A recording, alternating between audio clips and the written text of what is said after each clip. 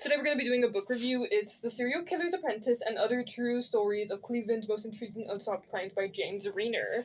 And the description is, presenting the most notorious unsolved crimes in Northeast Ohio, investigative reporter James Reiner opens cold cases and delves into dark secrets that have baffled Clevelanders for years, including murder, stolen identity, suicide or murder, heist, and controversy. And I got a picture of the author right here.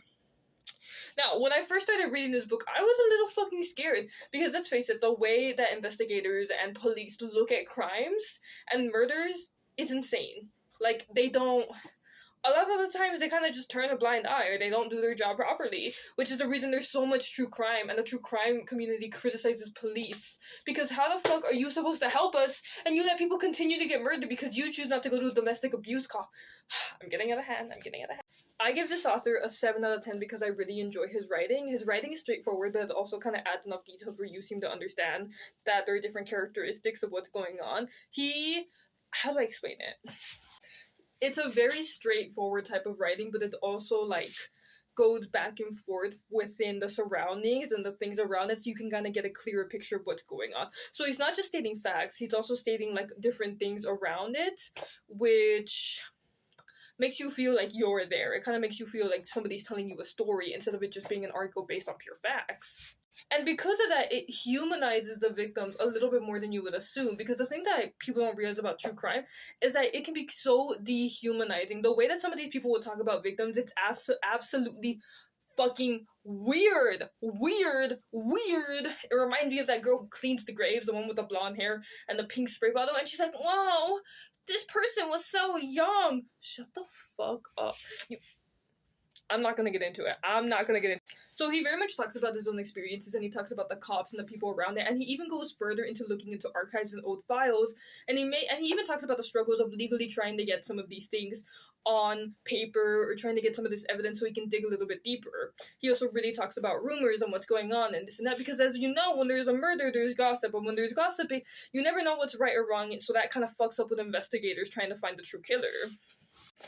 Another thing I really appreciate about this dude is during the acknowledgments at the end of the book, he talks about how researching murder and rape and all this different type of stuff takes a toll on his mental health, and I think that is so good to admit. He even talks about how he becomes paranoid, that even when he's at the grocery store, he's scared that people are killing their kids when they get home because he's so paranoid from the amount of research he does. Another thing I really enjoy about this book is that you can tell that he has a moral compass, and it kind of smidges in the book a little bit, but not to the point where it overwhelms the facts and the biases and the cases he's researching. He'll say that, yeah, he'll kind of give a little thing where he's just I kind of think it's that person, but he won't accuse the person. He won't do any of that. He'll be like, I have to stick to the facts. And there is this one chapter in the book that I really appreciate, that I fucking love.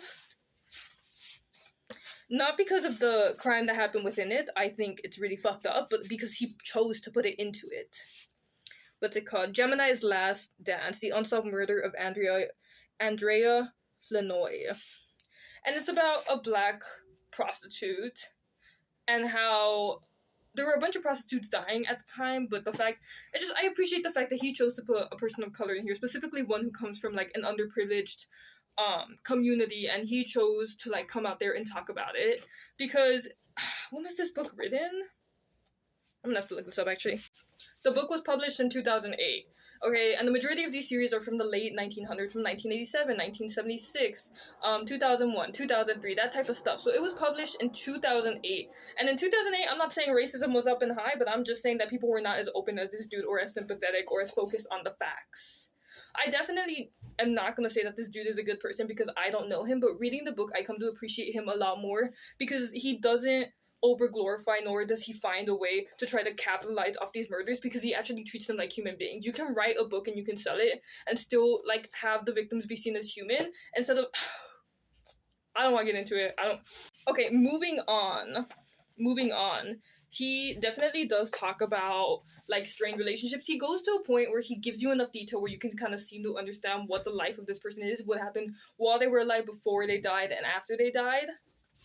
And I really appreciate that, because he talks about how kids of a murdered person kind of left away, or how they were happy before this and that, and it kind of paints a picture. Also, I think it's really funny at the end of the book, he's talking about his wife, and he's like, thank you to my wife who humored me because I kept on thinking I was solving the crime. But I searched it up on Google, and this also has a 4.5 out of 5 reviews, and I think that's really good considering this came out in 2008. Now, the chapters are around maybe 10 to 20 pages each, and it comes 20 pages each, maybe like 25 pages. I'm pretty sure one of these has like 30 pages in it. Let's see, 1, 2, 3, 4, 5, 6, 7, 8, 9, 10, 11, 12, 13, 14. It has 14 chapters.